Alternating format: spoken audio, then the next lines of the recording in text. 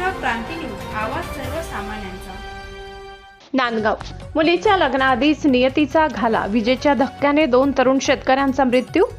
दिनांक 16 एप्रिल रोजी सकाळी पांजळ नदीपात्रात शेतीचा पंप सुरू करताना 2 शेतकऱ्यांना विजेचा जोरदार धक्का बसला। त्यांचा जागीच मृत्यू झाल्याची दुर्दैवी घटना नांदगाव तालुक्यातील साकोरे गावात घडल्याने परिसरात चांगलीच हळहळ व्यक्त होत आहे। शिरीष भगवान पठाडे व जगदीश तुकाराम केरनार दोघेही कष्टाळू आणि गावातील मनमिळाऊ स्वभावाचे व्यक्ती होते। मिळालेल्या माहितीनुसार पंप सुरू करताना मोटरमध्ये शॉर्ट सर्किट झाला आणि विजेचा प्रवाह थेट त्यांच्या अंगावर आला व त्यांचा काही क्षणात जागीच मृत्यू झाल्याची दुर्दैवी घटना घडली।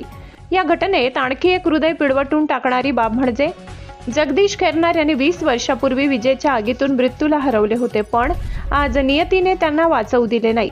तर दुसरीकडे शिरीष पठाडे यांच्या घरात लग्नाची तयारी सुरू होती। येत्या 26 एप्रिलला त्यांच्या मुलीचा विवाह होणार होता, पण आनंदाच्या घरात दुःखाचे सावट पसरले।